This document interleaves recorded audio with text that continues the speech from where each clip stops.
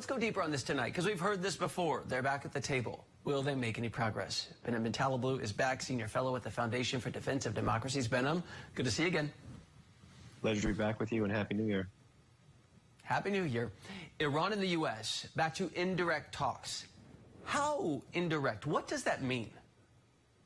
Well, it's really the same mechanism, which is that the U.S. is in a different room, and you have U.S. partners like the European Union, particularly the E3 states, France, Germany, the United Kingdom, shuttling back and forth between the Iranian delegation and the American delegation, sharing different proposals, talking about different timelines, talking about different objectives for diplomacy.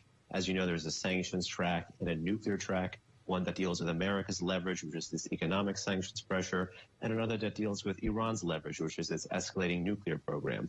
And of course, the other members of P5+1 are present in this shuttle diplomacy, if you will, as well, and that's Russia and China.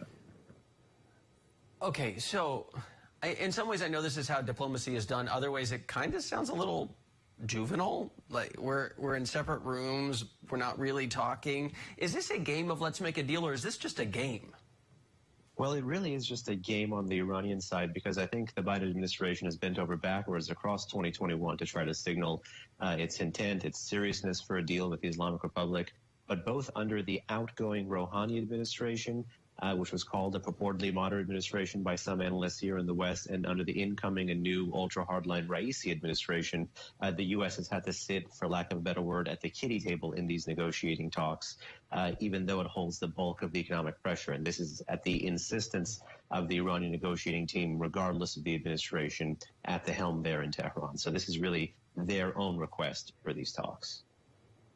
If all goes according to plan, and it never really does, but what exactly is the U.S. hoping to get, Behnam? In the prior deal, for instance, after I think it was a 15-year period, there were no physical limitations on enriching uranium in Iran, and there were some other concessions. You were no giant fan of that deal. I know that to be true. Would this be stronger? Well, if you look at the goals of the Biden administration, they've shifted over time. For instance, when they came in January, the goal was, as you just mentioned, a longer and stronger deal. But once they began to engage with the Iranians in October, admittedly through this indirect fashion that we talked about, longer and stronger and talking points related to that were junked. And the main goal was to resurrect that 2015 nuclear deal that you just mentioned called the JCPOA. That is the main goal of U.S. policy under Biden, regardless of the different Iranian administrations at the helm.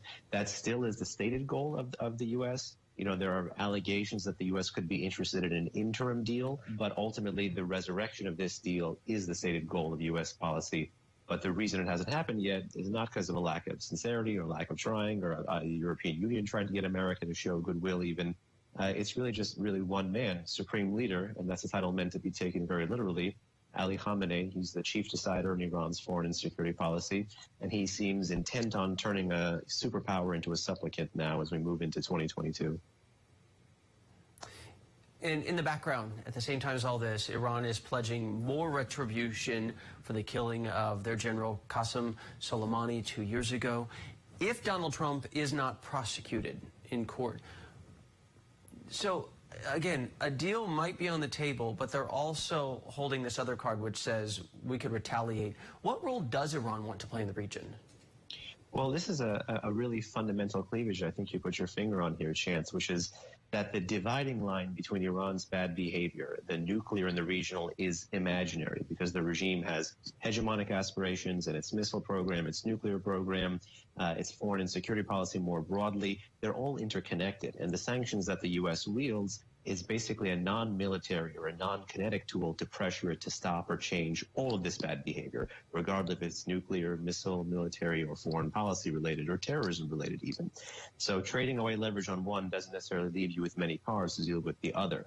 And Iran, since the killing of Soleimani in January 2020, and today, of course, is the second anniversary of that, has pledged, in a sense, to, let blood beget blood, to try to take a hard revenge or exact a lasting revenge against America for it. It's tapped into our domestic politics, as you just mentioned, but it's also tapped into local politics. For instance, there were a thwarted drone strike in Iraq today, and one of the drones allegedly had Soleimani's name on it. Iran, as you know, controls a vast array of proxies in places like Iraq, Syria, and elsewhere throughout the Middle East. So they're looking to use this regional pressure kind of as a shiv at America's side to ultimately evicted from the region. Back to the table, back to negotiations. Yet again, Behnam Taleblu, thanks. Thank you so much.